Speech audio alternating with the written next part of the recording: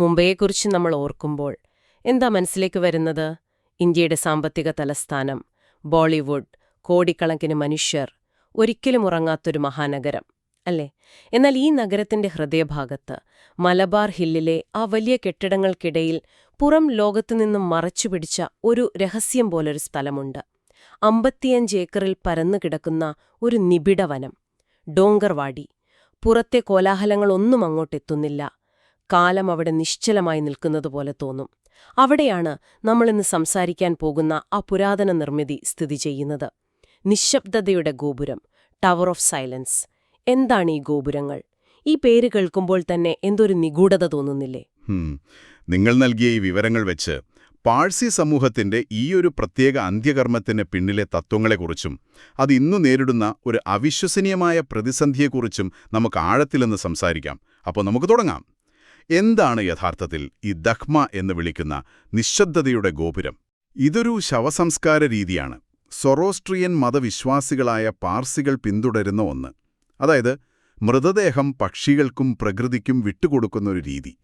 ഇതിനെ എക്സ്കാർനേഷൻ എന്നൊക്കെ പറയും. ഇതിന്റെ അടിസ്ഥാനം അവരുടെ വിശ്വാസത്തിലാണ്. സൊറോസ്ട്രിയൻ മതമനുസരിച്ച് ഭൂമി, ജലം, അഗ്നി, ഈ പ്രപഞ്ചഘടകങ്ങളെല്ലാം അതീവ പവിത്രമാണ്. ഓ, ആ 3 ഘടകങ്ങളും. അതെ. അപ്പോ ഈ മൃതദേഹം അടക്കം ചെയ്യുന്നതിലൂടെ ഭൂമിയെയോ അല്ലെങ്കിൽ ദഹിപ്പിക്കുന്നതിലൂടെ അഗ്നിയെയോ അശുദ്ധമാക്കാൻ പാടില്ല. ഭൂമി, ജലം, അഗ്നി, ഈ 3നെയും ഇത്രയധികം പവിത്രമായി കാണുന്നതിന് പിന്നിലെ തത്വം അതൊരു ആചാരമെന്നതിലുപരി ഒരു ജീവിതരീതിയുടെ ഭാഗമാണോ? തീർച്ചയായും. അവരുടെ വിശ്വാസമനുസരിച്ച് ഒരാൾ മരിക്കുമ്പോൾ നാസു എന്നൊരു ദുഷ്ടാത്മാവ് ആ ശരീരത്തിൽ പ്രവേശിക്കും. നാസു? അതെ. ആ ആത്മാവ് ശരീരത്തെ അശുദ്ധമാക്കും. അപ്പോൾ ഈ അശുദ്ധമായ ശരീരം പവിത്രമായ മൂലകങ്ങളുമായി സമ്പർക്കത്തിൽ വരാൻ പാടില്ല. അതാണ് പ്രധാന കാരണം. പക്ഷെ അതിന് വേറൊരു വശം കൂടിയുണ്ട്. അതെന്താണ്? മൃതദേഹം പക്ഷികൾക്ക് ഭക്ഷണമായി നൽകുന്നത് ഒരു മനുഷ്യന് തന്റെ ജീവിതത്തിൽ ചെയ്യാൻ കഴിയുന്ന അവസാനത്തെ ദാനധർമ്മമായാണ് അവർ കാണുന്നത്. മരണശേഷവും പ്രകൃതിയിലെ മറ്റൊരു ജീവിക്ക് ഉപകാരപ്പെടുന്നു എന്ന ചിന്ത. അതെ അതെ. അപ്പോൾ ഇതൊരു ദുഷ്ടാത്മാവിനെക്കുറിച്ചുള്ള ഭയം മാത്രമല്ല, പ്രകൃതിയെ മലിനമാക്കരുത് എന്നൊരു വലിയ പാരിസ്ഥിതിക ആശയവും ഇതിലുണ്ട്. ഒപ്പം മരണശേഷമുള്ള ദാനം എന്ന മാനുഷികമായ കാഴ്ചപ്പാടും. ഈ ആശയം എത്രത്തോളം പഴയതാണ്? നൂറ്റാണ്ടുകളുടെ പഴക്കമുണ്ട്. മൃതദേഹങ്ങളിങ്ങനെ തുറസായ സ്ഥലങ്ങളിൽ വെക്കുന്നതിനെക്കുറിച്ച് BC 5-ാം നൂറ്റാണ്ടിൽ ജീവിച്ചിരുന്ന ചരിത്രകാരനായ ഹെറോഡോട്ടസ് പോലും രേഖപ്പെടുത്തിയിട്ടുണ്ട്. അത്രയും പഴക്കമുണ്ടോ? ഉണ്ട്. പക്ഷേ ഇന്ന് നമ്മൾ കാണുന്ന പോലെയുള്ള വൃത്താകൃതിയിലുള്ള ഗോപുരങ്ങൾ, അതായത് ദഖ്മകൾ, പിന്നീട് ഏകദേശം 9-ാം നൂറ്റാണ്ടോടുകൂടിയാണ് വ്യാപകമായി നിലവിൽ വന്നത്. നിശബ്ദതയുടെ ഗോപുരം എന്ന പേര് കേൾക്കുമ്പോൾ മനസ്സിൽ വരുന്നത് വളരെ വലുതും ഗംഭീരവുമായ എന്തോ ഒന്നാണ്. യഥാർത്ഥത്തിൽ ഇതെങ്ങനെയാണ് കാണാൻ? ആ പേര് നൽകിയത് ബ്രിട്ടീഷുകാരാണ്. ഒരുപക്ഷെ അവിടുത്തെ ആ ഒരു നിശബ്ദതയും ഗൗരവവും കണ്ടിട്ടാവാം. യഥാർത്ഥത്തിൽ ഇതൊരു തുറന്ന ആംഫിതിയേറ്റർ പോലെയാണ്. മേൽക്കൂരയല്ലാത്ത വൃത്താകൃതിയിലുള്ള ഒരു വലിയ കൽക്കെട്ട്. ഓഹോ. ഏകദേശം ഒരു 50 അടി ഉയരവും 100 അടി വരെ വ്യാസവുമൊക്കെ കാണും. അപ്പൊ നമ്മള് വിചാരിക്കുന്ന പോലൊരു ടവറല്ല, മേൽക്കൂരയില്ലാതെ ആകാശത്തേക്ക് തുറന്നുവെച്ച ഒരു വലിയ കൽക്കിണർ പോലെ അല്ലേ? അതെ, ഒരുതരം കൽക്കിണർ എന്ന് തന്നെ പറയാം. അതിന്റെ മുകൾ ഭാഗം, അതായത് മൃതദേഹങ്ങൾ വെക്കുന്ന സ്ഥലം, അത് 3 വൃത്താകൃതിയിലുള്ള തട്ടുകളായി തിരിച്ചിട്ടുണ്ട്. ഏറ്റവും പുറത്തുള്ള ഏറ്റവും വലിയ തട്ടിൽ പുരുഷന്മാരുടെ മൃതദേഹങ്ങൾ, നടുവിലുള്ളതിൽ സ്ത്രീകളുടെയും ഏറ്റവും ഉള്ളിലുള്ള ചെറിയ തട്ടിൽ കുട്ടികളുടെയും. അങ്ങനെ വേർതിരിവുണ്ടല്ലേ? അതെ. ഈ 3 തട്ടുകൾക്കും നടുവിലായി ഭണ്ഡാർ എന്നറിയപ്പെടുന്ന ഒരു വലിയ കിണറുമുണ്ട്. ഈ ചടങ്ങുകൾക്കൊക്കെ നേതൃത്വം നൽകാൻ പ്രത്യേക ആളുകളുണ്ടോ? എല്ലാവർക്കും അങ്ങോട്ട് പ്രവേശനമുണ്ടോ? ഇല്ലില്ല. എല്ലാവർക്കും ഗോപുരത്തിനുള്ളിൽ പ്രവേശിക്കാൻ അനുവാദമില്ല. നുസെസലാർമാർ എന്നറിയപ്പെടുന്ന ഒരു പ്രത്യേക വിഭാഗം ആളുകളാണ് ഈ കർമ്മങ്ങൾ ചെയ്യുന്നത്. അവർ മൃതദേഹം ഈ തട്ടുകളിൽ വെച്ചുകഴിഞ്ഞാൽ പിന്നെ പ്രകൃതിയുടെ ഊഴാണ്. കഴുകന്മാരും മറ്റു പക്ഷികളും വന്ന് മാംസം ഭക്ഷിക്കും. അതിനുശേഷം അസ്ഥികൾക്കെന്ത് സംഭവിക്കും? വെയിലും കാറ്റുമേറ്റ് മാസങ്ങൾ കൊണ്ട് ആ അസ്ഥികൾ ഉണങ്ങി വെളുത്തു നിറമാടും. അതിനുശേഷം ഈ നുസെസലാർമാർ വന്ന് ആ അസ്ഥികൾ നടുവിലുള്ള ഭണ്ഡാർ കിണറ്റിലേക്ക് മാറ്റും. എന്നിട്ടോ? അവിടെ ചുണ്ണാമ്പിന്റെയും കരിയുടെയും സാന്നിധ്യത്തിൽ അവ പതിയെ ദ്രവിച്ച് മണ്ണോട് ചേരും. മഴ പെയ്യുമ്പോൾ ഈ കിണറ്റിൽ നിന്നുള്ള വെള്ളം അത് കൽക്കരിയും മണലും നിറച്ച നിരവധി ഫിൽറ്ററുകളിലൂടെ കടന്നുപോയി ശുദ്ധീകരിച്ച ശേഷമാണ് ഭൂമിയിലേക്ക് പോകുന്നത്. അതായത് ഒരു തുള്ളി വെള്ളം പോലും അശുദ്ധമായി പുറത്തു പോകരുത് എന്നുറപ്പുവരുത്തുന്ന വളരെ ചിട്ടയായ ഒരു സംവിധാനം. അതെ, വളരെ കൃത്യമായൊരു സംവിധാനമാണത്. അതിശയിപ്പിക്കുന്ന ഒരു കാര്യമാണത്. പേർഷ്യയിൽ ഉത്ഭവിച്ച ഈ ആചാരം മുംബൈ നഗരത്തിന്റെ ഹൃദയത്തിൽ എങ്ങനെ എത്തിപ്പെട്ടു? അതിനൊരു പലായനത്തിന്റെ കഥയുണ്ട്. 7-ാം നൂറ്റാണ്ടിൽ പേർഷ്യയിൽ ഇസ്ലാമിക അധിനിവേശം നടന്നപ്പോൾ അവിടത്തെ സൊറോസ്ട്രിയൻ വിശ്വാസികൾ മതപരിവർത്തനത്തിന് നിർബന്ധിതരായി. അതിന് തയ്യാറാവാതെ ഒരു വിഭാഗം തങ്ങളുടെ വിശ്വാസം സംരക്ഷിക്കാൻ ഇന്ത്യയിലേക്ക് പലായനം ചെയ്തു. അവരാണ് പിന്നീട് പാർസികൾ എന്നറിയപ്പെട്ടത്. അതായത് ഒരു മതപരമായ പീഡനത്തിൽ നിന്ന് രക്ഷപ്പെട്ട് അഭയം തേടിയെത്തിയ ഒരു സമൂഹം. അവർ പിന്നീട് ആ നഗരത്തിന്റെ തന്നെ വളർച്ചയിൽ വലിയൊരു പങ്കു വഹിച്ചു എന്ന് കേട്ടിട്ടുണ്ട്. തീർച്ചയായും. കച്ചവടത്തിലും കപ്പൽ നിർമ്മാണത്തിലുമെല്ലാം അവർ വിദഗ്ധരായിരുന്നു. ഇന്ത്യയുടെ വ്യവസായ രംഗത്ത്, പ്രത്യേകിച്ച് മുംബൈയുടെ വളർച്ചയിൽ അവർ നൽകിയ സംഭാവനകൾ വളരെ വലുതാണ്.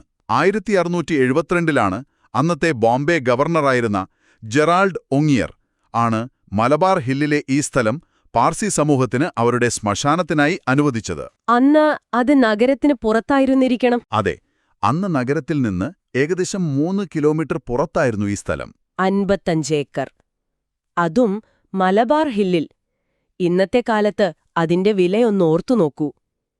നഗരത്തിന്റെ ഹൃദയത്തിൽ ഇങ്ങനെയൊരു വനം ഇന്നും ഒരു മാറ്റവുമില്ലാതെ നിലനിൽക്കുന്നു എന്നതുതന്നെ ഒരത്ഭുതമാണ്. അതെ, ആ ഭൂമിയുടെ ട്രസ്റ്റ് രേഖകൾ അത്രയധികം ശക്തമാണ്.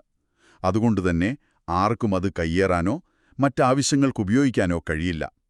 അതൊരു പുണ്യഭൂമിയായി അവർ സംരക്ഷിക്കുന്നു. അപ്പോൾ നൂറ്റാണ്ടുകളായി ഒരു തടസ്സവുമില്ലാതെ പ്രകൃതിയുമായി ഇഴുകിച്ചേർന്ന് നടന്നിരുന്ന ഈ ആചാരത്തിന്റെ താളം തെറ്റിയത് എവിടെയാണ്? എവിടെയാണ് ഈ സംവിധാനം തകരാറിലായത്? ഈ സംവിധാനത്തിന്റെ ഏറ്റവും പ്രധാനപ്പെട്ട ഒരു അവിഭാജ്യ ഘടകമായിരുന്ന ഒരു കൂട്ടർ അപ്രത്യക്ഷരായതോടെയാണ് എല്ലാം തകിടം മറിഞ്ഞത്. അതാരാണ്? കഴുകന്മാർ. കഴുകന്മാരോ? അതെ, 1980-കൾ മുതൽ ഇന്ത്യയിലെ കഴുകന്മാരുടെ എണ്ണത്തിൽ ഭയാനകമായ കുറവാണ് രേഖപ്പെടുത്തിയത്. ഏതാണ്ട് 97% കുറവ്. 97%? അതെ, വെറും 1-2 ദശാബ്ദം കൊണ്ട് ഒരു ജീവിവർഗം ഏതാണ്ട് പൂർണ്ണമായി ഇല്ലാതായി. ഇതൊരു കണക്ക് മാത്രമല്ലല്ലോ. അതായത് ആകാശത്തിൽ വട്ടമിട്ട് പരന്നിരുന്ന ആയിരക്കണക്കിന് കഴുകന്മാരിൽ ഒരു 100 പോലും ബാക്കിയില്ല എന്ന അവസ്ഥ. പെട്ടെന്നൊരു ദിവസം അവർ അപ്രത്യക്ഷരായപ്പോൾ ആ സമൂഹത്തിലെ ആളുകൾക്ക് എന്ത് തോന്നിയിരിക്കും? അതൊരു ദുശ്ശകുനമായിട്ടാണോ അവർ കണ്ടത്? തീർച്ചയായും. അതവരെ വല്ലാതെ ആശങ്കപ്പെടുത്തി. ആദ്യം ആർക്കും കാരണം മനസ്സിലായില്ല. എന്തോ പുതിയ രോഗം പടർന്നു പിടിച്ചതാണെന്നാണ് പലരും കരുതിയത്. പക്ഷേ ടവറുകളിൽ മൃതദേഹങ്ങൾ മാസങ്ങളോളം അഴുകാതെ കിടക്കാൻ തുടങ്ങി. ശരിയാണല്ലോ. കഴുകന്മാരില്ലാത്തതുകൊണ്ട് മണിക്കൂറുകൾക്കുള്ളിൽ തീരേണ്ടിയിരുന്ന പ്രക്രിയ ആഴ്ചകളും മാസങ്ങളും നീണ്ടുനിന്നു. ഒരു ജീവിവർഗം ഒന്നടങ്കമില്ലാതാവുക എന്നത് ഞെട്ടിക്കുന്ന കാര്യമാണ്. അതും ഇത്ര പെട്ടെന്ന്. എന്തായിരുന്നു ഈ കൂട്ടവംശനാശത്തിന് പിന്നിലെ യഥാർത്ഥ കാരണം? വർഷങ്ങളുടെ ഗവേഷണത്തിന് ശേഷമാണത് കണ്ടെത്തിയതെന്ന് കേട്ടിട്ടുണ്ട്. അതെ, 2003-ലാണ് ശാസ്ത്രജ്ഞരാ ഞെട്ടിക്കുന്ന കാരണം കണ്ടെത്തുന്നത്. വില്ലൻ നമ്മൾ കന്നുകാലികൾക്ക് വേദനസംഹാരിയായി നൽകിയിരുന്ന ഡിക്ലോഫെനാക് എന്ന സാധാരണ മരുന്നായിരുന്നു. ഒരു വേദനാസംഹാരിയോ? അവിശ്വസനീയം. നമ്മള് പശുക്കളുടെ വേദന കുറയ്ക്കാൻ സാധാരണയായി കൊടുക്കുന്നൊരു മരുന്ന് ഒരു ജീവിവർഗത്തെ മുഴുവൻ ഇല്ലാതാക്കി, അതുവഴി ആയിരക്കണക്കിന് വർഷം പഴക്കമുള്ള ഒരു ആചാരത്തെ പ്രതിസന്ധിയിലാക്കി. ഈയൊരു ബന്ധം എങ്ങനെയാണ് അവർ കണ്ടെത്തിയത്? ഡിക്ലോഫെനാക് കുത്തിവച്ച കന്നുകാലികൾ ചാകുമ്പോൾ അവയുടെ ശവത്തിൽ ഈ മരുന്നിന്റെ അംശം നിലനിൽക്കും. ഈ ശവങ്ങൾ കഴുകന്മാർ ഭക്ഷിക്കുമ്പോൾ ഡിക്ലോഫെനാക് അവയുടെ ശരീരത്തിലെത്തുകയും വൃക്കകൾ തകരാറിലായി അവ കൂട്ടത്തോടെ ചത്തൊടുങ്ങുകയും ചെയ്തു. ഓഹോ. മനുഷ്യൻ വേദന മാറ്റാനായി കണ്ടുപിടിച്ചൊരു മരുന്ന് പ്രകൃതിയുടെ സ്വാഭാവികമായ ശുചീകരണ തൊഴിലാളികളായ ഒരു ജീവിവർഗത്തെ തന്നെ ഇല്ലാതാക്കി. അവിശ്വസനീയം. അതായത് ഈ ആചാരത്തിന്റെ എഞ്ചിൻ തന്നെ നിലച്ചുപോയി. കഴുകന്മാരില്ലാതെ ഈ സിസ്റ്റം പ്രവർത്തിക്കില്ലല്ലോ. അതിന്റെ പ്രായോഗികമായ പ്രത്യാഘാതങ്ങൾ അത് ഭീകരമായിരിക്കണം. അത് വലിയൊരു പ്രശ്നമായി മാറി. ഗോപുരങ്ങൾക്ക് സമീപമുള്ള ഉയർന്ന കെട്ടിടങ്ങളിലെ താമസക്കാർക്ക് ദുർഗന്ധവും അഴുകുന്ന ശരീരങ്ങളുടെ കാഴ്ചയും വലിയ ബുദ്ധിമുട്ടായി. പാർസി സമൂഹത്തിനുള്ളിൽ തന്നെ വലിയ ചർച്ചകൾക്കും ഭിന്നതകൾക്കും ഇത് വഴിവെച്ചു. അപ്പോൾ നിലനിൽപ്പിനായുള്ള ഒരു വലിയ പോരാട്ടമാണ് പിന്നീട് നടന്നത്. ഈ പ്രതിസന്ധിയെ പാർസി സമൂഹം എങ്ങനെയാണ് നേരിട്ടത്? എന്തായിരുന്നു അവരുടെ മുന്നിലുണ്ടായിരുന്ന വഴികൾ? അവർ പല വഴികളും പരീക്ഷിച്ചു. ആദ്യം ദുർഗന്ധമകറ്റാൻ ഔഷധസസ്യങ്ങളും പൂക്കളും ധാരാളമായി ഉപയോഗിക്കാൻ തുടങ്ങി. പക്ഷെ അതൊരു ശാശ്വതമായ പരിഹാരമായിരുന്നില്ല. പിന്നീടവർ സാങ്കേതികവിദ്യയുടെ സഹായം തേടി. സാങ്കേതികവിദ്യയോ? അതെങ്ങനെ? സൂര്യന്റെ ചൂടുപയോഗിച്ച് മൃതദേഹങ്ങൾ വേഗത്തിൽ ഉണക്കിയെടുക്കാൻ വലിയ സൂര്യോർജ്ജ കണ്ണാടികൾ, അതായത് സോളാർ കോൺസെൻട്രേറ്ററുകൾ, ഗോപുരങ്ങൾക്ക് മുകളിൽ സ്ഥാപിച്ചു. സോളാർ കോൺസെൻട്രേറ്ററുകൾ? അതെ, സൂര്യരശ്മികളെ ഒരു സ്ഥലത്ത് കേന്ദ്രീകരിച്ച് അതികഠിനമായ ചൂടുണ്ടാക്കി ആ പ്രക്രിയ വേഗത്തിലാക്കുക, അതായിരുന്നു ലക്ഷ്യം. ഒരു മിനിറ്റ്, സോളാർ കോൺസെൻട്രേറ്ററുകൾ വെക്കുക എന്ന് പറഞ്ഞാൽ അത് സൂര്യരശ്മി ഉപയോഗിച്ച് ശരീരം ഒരു തരത്തിൽ ദഹിപ്പിക്കുന്നതിന് തുല്യമല്ലേ? അതെ. പ്രകൃതിക്ക് ദാനമായി നൽകുക എന്ന അടിസ്ഥാന വിശ്വാസത്തിൽ നിന്നുള്ള വലിയൊരു വ്യതിചലനമാണല്ലോ അത്. ആ വിമർശനത്തിൽ കഴമ്പുണ്ടല്ലോ. തീർച്ചയായും. സമൂഹത്തിലെ യാഥാസ്ഥിതിക വിഭാഗം അതിന് ശക്തമായി എതിർത്തു. ഇതൊരു തരം പിൻവാതിലൂടെയുള്ള ദഹിപ്പിക്കലാണ് എന്നവർ വിമർശിച്ചു. അതവരുടെ വിശ്വാസങ്ങൾക്കെതിരായിരുന്നു. അതുകൊണ്ട് ആ പദ്ധതി പൂർണ്ണമായി വിജയിച്ചില്ല. അതൊരു വലിയ ധർമ്മസങ്കടമായിരുന്നിരിക്കണം. അതെ. പ്രായോഗികമായ ആവശ്യവും ആയിരക്കണക്കിന് വർഷം പഴക്കമുള്ള വിശ്വാസവും തമ്മിലുള്ള ഒരു സംഘർഷം. അപ്പോൾ പിന്നെ കഴുകന്മാരെ തിരികെ കൊണ്ടുവരാനുള്ള ശ്രമങ്ങൾ നടന്നില്ലേ? ആ ആശയവും വന്നു. ഗോപുരങ്ങൾക്ക് ചുറ്റും വലിയ വല കെട്ടി ഒരു ഏവിയറി ഉണ്ടാക്കി അതിനുള്ളിൽ കഴുകന്മാരെ വളർത്താമെന്നൊരു പദ്ധതി മുന്നോട്ട് വയ്ക്കപ്പെട്ടു. അത് വളരെ നല്ലൊരാശയമായി തോന്നുന്നുണ്ടല്ലോ. എന്തുകൊണ്ടത് നടന്നില്ല? അവിടെയും ഒരു പ്രശ്നമുണ്ടായിരുന്നു. ഡിക്ലോഫിനാക് ഇന്ത്യയിൽ നിരോധിച്ചെങ്കിലും മറ്റ് പല വേദനസംഹാരികളും ഉപയോഗത്തിലുണ്ട്. മരിക്കുന്ന പാർസികളുടെ ശരീരത്തിലും ഇത്തരം മരുന്നുകളുടെ വിഷാംശമുണ്ടാകാം. ശരിയാണ്.